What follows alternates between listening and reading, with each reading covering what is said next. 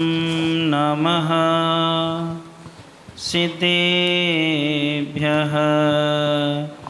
जय श्री ओम नमः सिद्धेभ्यः जय श्री ओम नमः सिद्धेभ्यः धर्मः सर्वे सुखाकरो हितकरो धर्मं बुधाश्चिन्वते धर्मेणैव समाप्यते शिवसुखं धर्माय तस्मै नमः। धर्मः नास्ति परः श्रीदेवोऽमृता धर्मस्य मूलं दया धर्मे चित्तमहं दधे प्रतिदिनं हे धर्मे मां पालय हे धर्मे मां पालय हे धर्मे मां पालय। अनंत अनंत सिद्ध परमेष्टि भगवंतों की जय। देवाहि देव 1008 मूल नायक श्री संभवनाथ भगवान की जय। देवाहि देव 1008 से मुनीश्वरनाथ भगवान की जय। परमे पूज्य संत शिरोमणि आचार्य भगवान गुरुवर श्री विद्यासागर जी महाराज जी की जय। परमे पूज्य नवाचार्य 180 समय सागर जी महाराज जी की जय। परमे पूज्य ज्येष्ठ श्रेष्ठ निर्यापक श्रवण पूज्य सुधा सागर जी महाराज जी की जय। परमे पूज्य प्रशमूर्ति मुनिषि 108 अजित सागर जी महाराज जी की जय। पूज्य मुनिषि निराग सागर जी महाराज जी की जय। 2.5 दिन में 3 कम 9 करोड़ महामुनिराजों की जय। 1 श्री 105 विवेकानंद सागर जी महाराज की जय। धर्मष्णी बंधो, अपन सब लोग रोज भगवान के दर्शन करने आते हैं। क्यों आते हैं? कुछ ना कुछ तो उद्देश्य होगा। किस लिए आते भगवान के दर्शन करने? कुछ तो कारण होगा। सम्यक दर्शन के 6 कारण बतलाए हैं। उत्पत्ति के बाह्य कारण और अंतरंग कारण 2 कारण होते हैं। मोहिनी कर्म की 7 प्रकृतियों का उपशम क्षय उपशम होना ये अंतरंग कारण है। और बहिरंग कारण है जिन बिंब के दर्शन करना, धर्म श्रवण करना, जाति स्मरण, वेदनानुभव, देव रिद्धि या जिन महिमा दर्शन। ऐसे ये 6 कारण क्या हैं? सम्यक दर्शन की उत्पत्ति के क्या हैं? कारण कहे गए हैं। जब कार्य की कोई भी सिद्धि होती है तो बहिरंग और अंतरंग दोनों कारण मिलते हैं, तभी कार्य की सिद्धि होती है, अन्यथा कार्य की सिद्धि नहीं होती है। कई लोग कहते हैं महाराज जी हमारे भाव बहुत अच्छे रहते हैं, बस अपने भाव अच्छे रखो, मंदिर आदि जाने की कोई आवश्यकता नहीं है। अब देखते हैं तो जो लोग रोज मंदिर जाते हैं, रोज अभिषेक करते हैं, रोज पूजन करते हैं और घर में आकर के चिड़चिड़ करते हैं, मारते पीटते हैं, गुस्सा करते हैं, क्लेश करते। इससे अच्छे तो महाराज जी हम मंदिर नहीं जाते, तब भी हम क्या हैं, ये कार्य तो नहीं करते। देखो, उन्हें व्यक्ति का मंदिर आना गलत नहीं है, लेकिन संक्लेशता के परिणाम करना, अपने कारण से अपने सुख के लिए दूसरों को दुखी करना, कष्ट पहुंचाना, ये प्रक्रिया क्या है, गलत है। और तुम दूसरों को दुख नहीं पहुंचा रहे, कष्ट नहीं पहुंचा रहे, ये आपकी प्रक्रिया अच्छी है, लेकिन जिनालय नहीं जा रहे हो, ये सबसे बड़ी क्या है, गलत आदत है आपकी। क्योंकि जब तक हम वीतरागता के निकट नहीं पहुंचेंगे, जिनी भूमि के दर्शन नहीं करेंगे, तब तक हमें अपने स्वरूप का बोध नहीं हुआ करता है। अर्थात जैसा स्वरूप भगवान का है वैसा स्वरूप हमें एक दिन पाना है।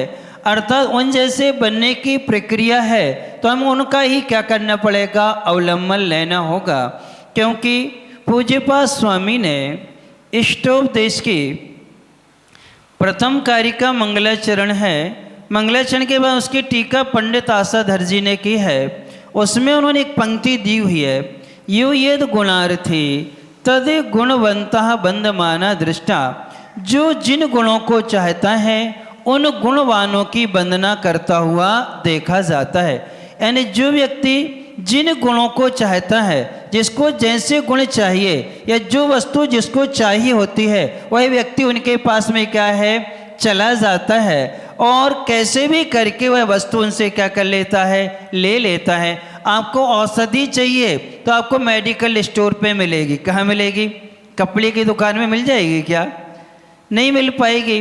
अर्थात यदि आपको कपड़ा चाहिए तो कपड़े की दुकान पर ही मिलेगा, वहाँ नहीं मिलेगा। कहाँ? मेडिकल स्टोर पर नहीं मिलेगा। सब्जी आदि के दुकान पर वो वस्तु जो जहाँ है वो वहीं क्या है, प्राप्त हुआ करती है। तो हमें प्राप्ति क्या करना है? हमें अपने स्वरूप की क्या करना है, प्राप्ति करना है कि जय भगवान, जैसा स्वरूप आपका है वैसा स्वरूप मेरा भी तो है, लेकिन ऐसे स्वरूप की प्राप्ति हमें कैसे होगी? तब हम उनके क्या करते हैं, निकट में आया करते हैं। एक सकल कीर्ति महाराज हैं, यहाँ के भट्टारक रहे इस एरिया के। उनकी परंपरा इस एरिया में क्या है, बागड़ में यानी बागवर देश में सबसे ज़्यादा होने की प्रक्रिया है। सकल कीर्ति, भवन कीर्ति, पद्म कीर्ति आदि की क्या है, देवेंद्र कीर्ति भट्टारक, जिन बिंबों की प्रशस्ति में उनके क्या है, नाम अंकित हैं। उनका एक प्रश्नोत्तर श्रावकाचार्य है। और श्रावकाचार्य में एक बहुत अच्छा उदाहरण देकर समझाया गया है कि एक नगर में दूसरे नगर के श्रावक आए और जैसे ही उसने श्रावक आए, उस नगर में उसकी बिटिया थी। कौन की थी? उसकी क्या थी? बेटी थी। उसके परिवार के लोग तो नहीं थे बेटी जिस परिवार में, लेकिन उसने गाँव से आए थे। और जैसे ही आए उनसे मिलना हुआ तो जैसे उन्हें जय जिनेंद्र करी, जय जिनेंद्र करते साथ ही उसका अच्छे से स्वागत सत्कार किया और स्वागत सत्कार करके अपने घर ले आया। कहाँ ले आया? अपने घर ले आया और घर ले आकर के उसका अच्छे से भोजन पान आदि कराया। और भोजन पान आदि कराने के बाद में उससे पूछ भी लिया, अरे आप तो बागी द्वारा से आए हैं, वहाँ पर उनको तो जानते, अरे अच्छी तरह से जानते हैं, पड़ोस में ही रहते हैं। अरे उनके यहाँ जो बहू है वो मेरी क्या है, बेटी है। हमारे दामाद बिटिया कैसे हैं? यानी आपको अपनी बेटी दामाद का समाचार लेना था, इसलिए आपने उस अतिथि का क्या किया, स्वागत किया, सत्कार किया, अच्छे से आपने आदर सम्मान किया। क्यों? आपका प्रयोजन क्या था?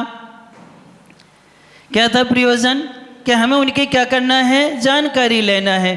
तो ये उदाहरण उन्होंने दिया है। इसीलिए हम गुरु महाराज के पास आते हैं, क्योंकि गुरु महाराज ने वीतराग भगवान के स्वरूप को जान लिया है। वो जानते हैं कि वीतरागता क्या होती है और हमें उन भगवान का परिचय प्राप्त करना है। इसलिए हम कहाँ जाते हैं? गुरु महाराज के पास आते हैं।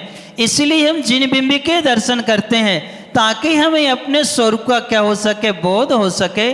उन्होंने दिया है कि जिन दर्शन करते समय कैसी अनुभूति होती है, तो उन्होंने कहा भगवान की जैसे ही प्रतिमा देखते हैं उस समय हमारी ये अनुभूति होना चाहिए, हे भगवान मैं आपका अतीत हूँ। मैं क्या हूँ? आपका अतीत हूँ और आप मेरे भविष्य हैं। आप क्या है? मेरे भविष्य। यानी अतीत काल में, भूतकाल में आप मेरे ही जैसे तो थे। कौन? भगवान कैसे थे? अपन जैसे एक साधारण मानव थे, लेकिन उन्हें रत्नात्रय का अवलंबन लेकर के कर्मों को काट करके वो क्या बन गए? भगवान बन गए।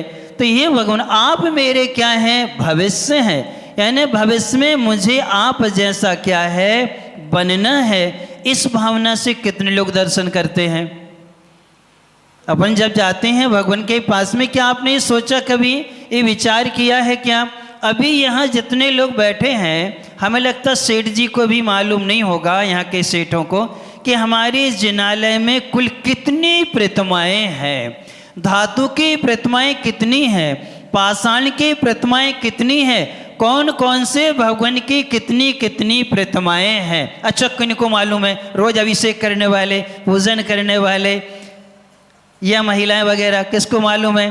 पंडित जी को तो कह रहे हैं हमें मालूम है, एक जन को और दो लोगों को, बाकी लोगों को बस दो को मालूम। बाकी लोग क्या करते हो तुम लोग? आप लोग इतने वर्षों से दर्शन कर रहे हैं, अभी हमारे लिए ज़्यादा दिन नहीं हुए हैं यहाँ क्या करते हुए, वहाँ 6 ही दिन हुए, लेकिन 6 दिन में आप हमसे पूछ लो मानस्थम से लेकर के अर्थात जिनालयों में कौन कौन से भगवान की और खड़गासन कितनी है, पद्मासन कितनी है और धातु की कितनी और पाषाण की कितनी है। अर्थात हम जाकर के जिनालय में क्या करते हैं, क्या करते हैं, वीतरागता को देखते कि राग को देखते हैं। यदि हम जिनालय में जाकर के सब कुछ भूल करके यदि सिर्फ जिन बिंब को देखते हैं तो साथी से पुण्य का अर्जन होता है। और जिनालय में जाकर यदि हम किसी भी रागवर्धक दृश्य को देखते हैं या कोई माँ को, बहन को या भाई को या पिता आदि की तरफ दृष्टि जाती है, उससे पाप का बंध हुआ करता। किसका बंध होता है, पाप का बंध हुआ करता, पुण्य का बंध नहीं हुआ करता है। इसलिए हम जाएं वहाँ पर दृष्टि डालें, जिन बिंब का अवलोकन करें, वहाँ प्रतिमा को निहारें, चिन्ह को देख लें कौन कौन से भगवान हैं, अर्थात किस अवस्था में, खड़गासन में है, पद्मासन में है, कौन से कलर के हैं, सफ़ेद हैं कि काले हैं। यानी ये सारी की सारी चीज़ों को हम क्या करते हैं, उस समय अपने उपयोग को कहाँ लगाते हैं, भगवान की तरफ लगाते हैं। क्यों, 24 घंटे का जीवन है, राग रंग में, घर गृहस्थी की वस्तुओं में, सब में हमारा उपयोग लगा रहता है। लेकिन कुछ समय के लिए हम जिनालय आए हैं, 10-5 मिनट के लिए यदि हमने अपना उपयोग कहाँ लगा लिया, वीतरागता की ओर लगा लेते हैं, तो उससे हमें साथी से पुण्य का बंध हुआ करता है। एक मेंढक था, क्या था, एक मेंढक था, खाली हाथ नहीं आया था। जैसे आप लोग खाली हाथ आते हैं, बहुत से लोगों को देखा है खाली हाथ, जबकि 7 स्थानों पर खाली हाथ नहीं जाना चाहिए। जिन बिंबे के समक्ष, फिर गुरु के समक्ष, फिर इसके बाद में धर्म सभा में, फिर वैद्य जी के पास में, फिर इसके बाद में राजा के पास में, और रिश्तेदार यानी बंधु वर्ग के यहाँ खाली हाथ नहीं जाया जाता, कुछ ना कुछ लेकर के जाया जाता है। ऐसी जिनमें भी क्या खाली हाथ जाओगे तो खाली ही वापस आओगे, कुछ मिलेगा नहीं। इसलिए कुछ ना कुछ लेके जाना चाहिए। आहार दान में भी आप लोग जाते हैं, कुछ नहीं ले जाते हैं। आपने शुद्धि कैसे बोल दी, आपने कुछ किया नहीं, कुछ अपने घर से ले नहीं गए। आपने कहा महाराज जी मन शुद्धि, वचन शुद्धि, काय शुद्धि, आहार जल। अब ना आपका आहार है ना आपका जल है।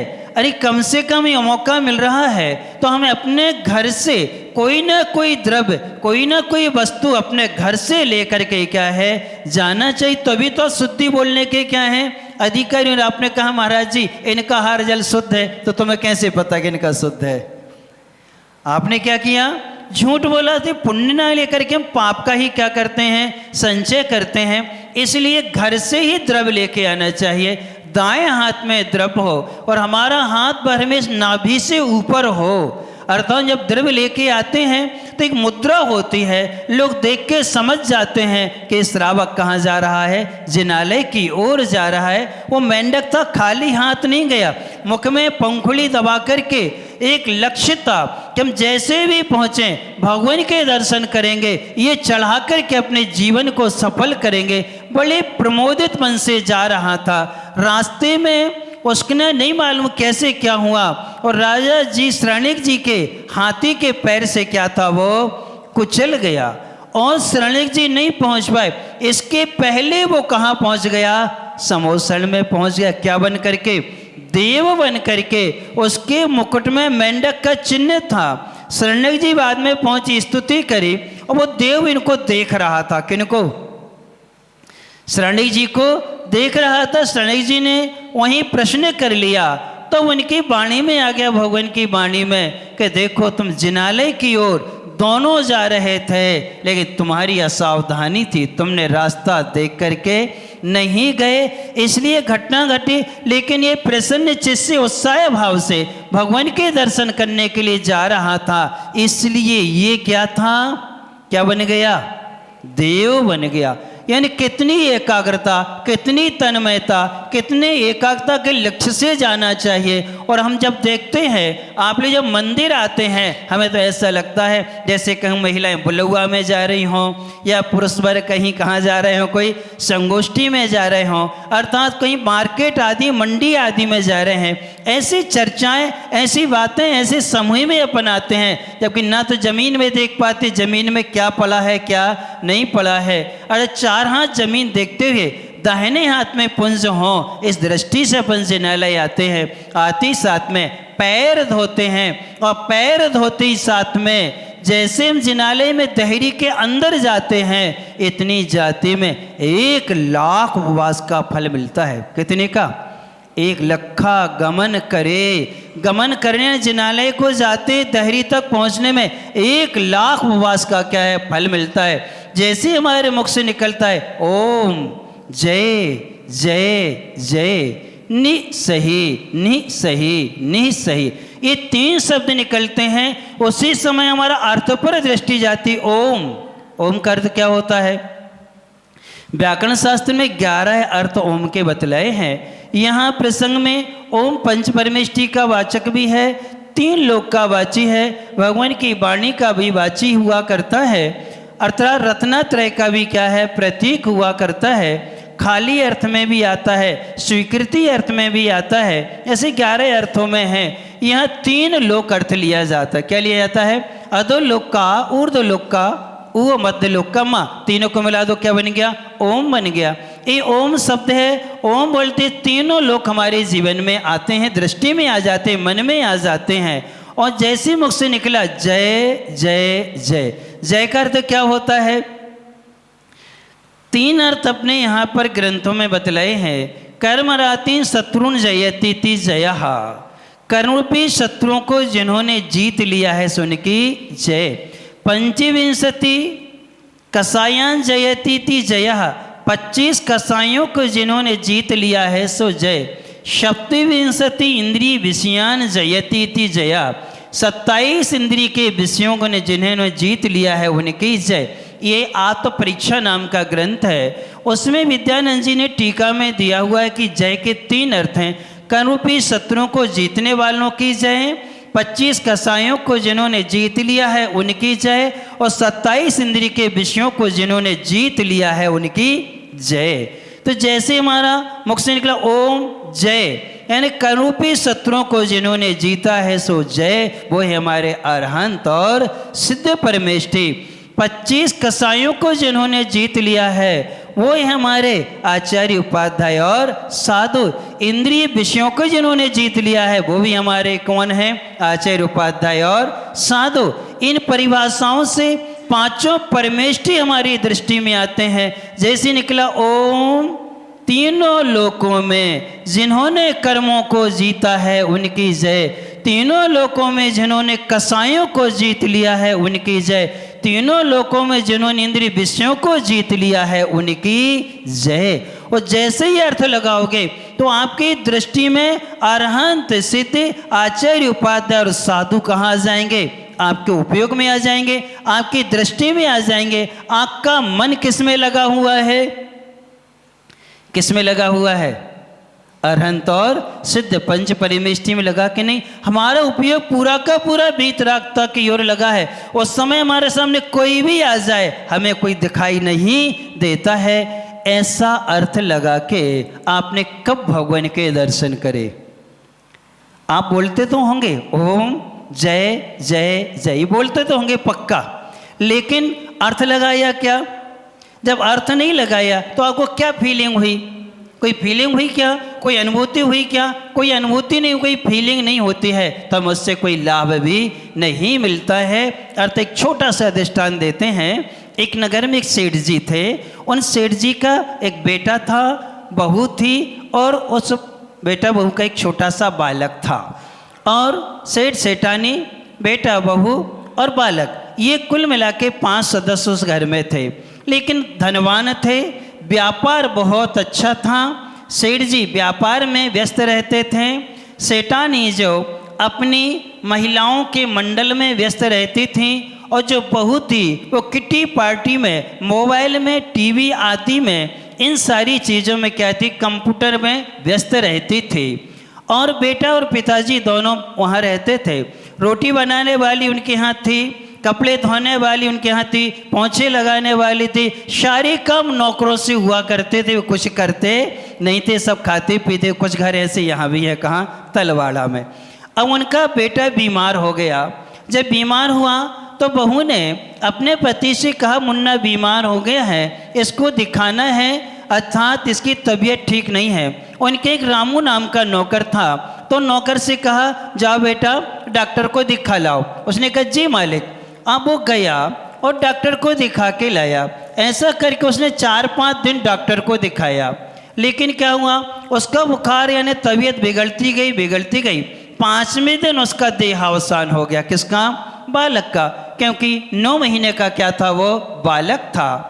और वो जब देहावसान हुआ, समाचार मिला, सब दुकान बंद करके आए। आकर के देखा क्या हुआ, कहने लगे ये तो शांत हो गया, तो किसको दिखाया था, कौन से डॉक्टर को दिखाया, तो उन्होंने बता दिया उस डॉक्टर को दिखाया था। अब वो गया दौड़ा कि तुमने मेरे मुन्ना का कैसा इलाज किया कि हमारा लड़का क्या हो गया, समाप्ति हो गया। और जैसे ही वो गया, कहले तुम्हारे मुन्ने का इलाज, कितने साल का बच्चा था, कहले 9 महीने का बालक था। तो डॉक्टर ने बहुत जोर डाला। वो कहता है, मुझे याद है मैंने 4-5 दिन से छोटे बच्चों का तो कोई इलाज नहीं किया, हमने देखा ही नहीं है। कहले नहीं, हमारे नौकर ने कहा दिखा के लाया है, हम आपको ही दिखाया है। नौकर को बुलाया, कहले क्यों, इन्हीं डॉक्टर को दिखाया। हाँ मालिक, इन्हीं डॉक्टर को दिखाया था। भाई कब दिखाया था, अरे मालिक आपने कहा था डॉक्टर को दिखा लाओ, हम मुन्ना को लाते थे, कैया लह रहते थे। वो कहते, बे बैठे डॉक्टर। कहाँ बैठे, वो बैठे डॉक्टर। और डॉक्टर आँख खोल के वो देख लेता था, और हम क्या करते थे, वापस ले आते थे। जैसे ये सुना, उसकी आंखों से आंसू आ गए। किसके, पिता के, कि ये क्या हो गया। कि आपने कहा दिखाने का, और दिखाने में क्या हो गया, चला गया। दिखाने का मतलब क्या था, उनसे संपर्क होना था, उनसे कांटेक्ट होना था, उनके पास में उसका क्या कराना था, औषधोपचार कराना था। आपको हंसी आ रही है नौकर की गलती पर, आप लोग भी तो क्या करते हो मंदिर में आके, आपका कब कांटेक्ट होता भगवान से। कहाँ बैठे भगवान, कहाँ बैठे हैं, वे बैठे वेदी में, है ना। देखे और चावल चढ़ाए, और काय कैसे हो, काय कैसी हो, या ना भगवान को चावल चढ़ाए, वहीं अपनी घर गृहस्थी की क्या होने लगती हैं, चर्चा। एक दूसरे को हम देख लें, भगवान से कब कांटेक्ट होता हमारा, कब संपर्क नहीं होते, भगवान संपर्क नहीं है, कांटेक्ट नहीं है, तो हमारा रोग कैसे दूर होगा। अर्थात वह इलाज हमें लेना पड़ेगा, उनसे जुड़ना होगा। संपर्क करें तो आज से ही सुधार करें। घर से उपनय आना चाहिए, जूती चप्पल पहन के ना आए, आकर के 4 हाथ जमीन देख करके आए, आकर के यहाँ पैर धोएं, पैर धो करके जैसे ही जिनालय में जाएं, ओम जय जय जय, जैसे ही ओम निकले, तीनों लोकों में कर्मों को जीतने वाले, कसायों को जीतने वाले, इंद्रिय विषयों को जीतने वाले, उनके क्या हो, जय हो। जब हम ऐसा अपन उपयोग लगाएंगे, तब आपको मालूम चलेगा। फिर 3 बारी क्यों बोलते हैं, इस सजगता, सावधानता, सरलता का ये प्रतीक हुआ करता है। इसको अपन कभी आगे जानने की कोशिश करेंगे। ऐसे भावपूर्वक हम दर्शन करते हैं, तब कहीं हमें सम्यक दर्शन की क्या होती है, प्राप्ति होती है। तब कहीं हमें अपने स्वरूप का क्या होता है, बोध होता है। इसलिए आप सब लोग महाराज से कांटेक्ट करो। इन महाराज ने भगवान के स्वरूप को जाना है, उनके पहचान लिया है। अर्थात देखो, हम लोग ऐसा दिन नहीं चूकता है, सुबह और शाम दोनों टाइम क्या करते हैं, जिन बिंबी की क्या करते हैं, वंदना करते। मुनि महाराज होकर के, परमेष्ठी होकर के भी क्या करते हैं, जिन बिंबी की वंदना करते। और अपन श्रावक होकर के भी क्या नहीं करते, अपन क्या नहीं करते, श्रावक होकर के भी नहीं कर पा रहे हैं, तो इसकी महिमा अपरंपार हुआ करती है। ऐसे जन्मिम का दर्शन करते हुए अपने स्वरूप को और अपने स्वभाव को जानने के अपन सब क्या करेंगे, कोशिश करेंगे। इन्हीं मंगल भावना से परमे पूज्य शांति श्रमणी आचार्य भगवान गुरुवर श्री विद्यासागर जी महाराज जी की जय। पूज्य मुनिवर से अजीत सागर जी, निराग सागर जी महाराज जी की जय। एलख श्री 105 विवेकानंद सागर जी महाराज की जय। सभी लोग अपने हाथों को जोड़ करके